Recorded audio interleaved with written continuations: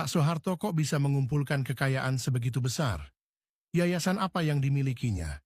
Dan dari mana asal-usul uang tersebut?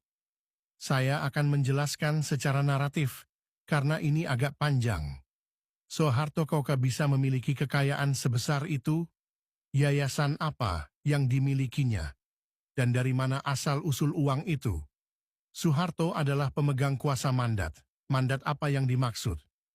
Sejak tahun 1767, VOC mengubah sistem pemerintahan Hindia Belanda karena menghadapi kesulitan dalam menghadapi Perang Sultan Agung dan kemudian Perang Giyanti di mana Sultan Hamengkubuwana melakukan pemberontakan. Maka, sebagai putra mahkota Mataram, Pangeran Sambernyawa ditunjuk menjadi mandat Hindia Belanda untuk menerima pajak sewa tanah kultur stelsel di seluruh Nusantara. Kemudian, terjadilah perang di Ponegoro dan konflik dengan Napoleon. VOC berada di bawah kekuasaan Inggris, namun aset-asetnya tetap dipegang oleh Mangkunegara. Setelah Perang Napoleon, Belanda mengangkat Raja Williams Oranje dihadiri oleh Mangkunegara, termasuk pernikahan Juliana yang dihadiri oleh Mangkunegara VII bersama Gusti Nurul Menari. Saat itu, Raja Mangkunegara mewakili Raja Mataram berkuasa di Nusantara dan menerima mandat aset-aset Hindia Belanda, termasuk mendirikan De Javasche Bank, bank sentral pertama di Nusantara. Pada tahun 1942,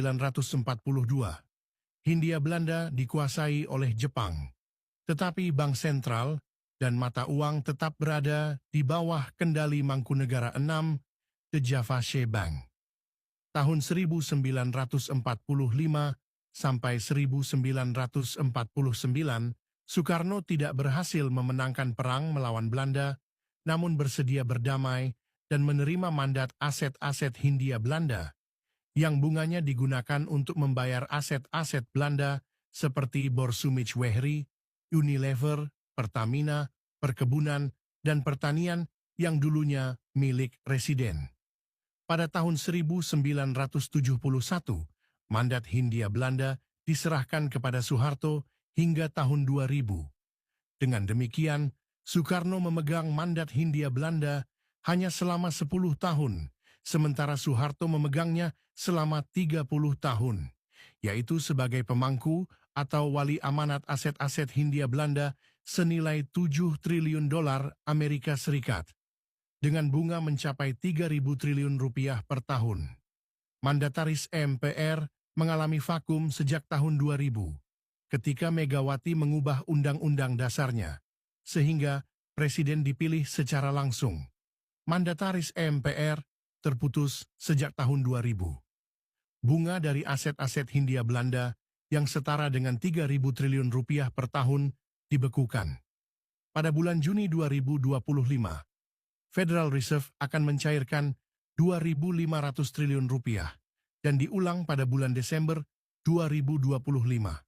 Pada tanggal 19 Februari 2026, Prabowo menandatangani kontrak bertahap sebagai langkah menuju kontrak mandat aset-aset Hindia Belanda yang berjumlah 5.000 triliun rupiah yang digunakan Federal Reserve, di mana bunganya akan dikembalikan secara bertahap melalui 50 pesawat.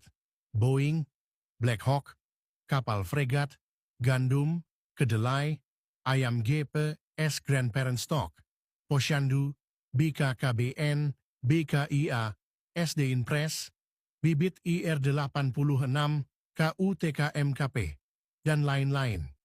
Utusannya mandat assets, Hindia Belanda yang menerima adalah mandataris MPR,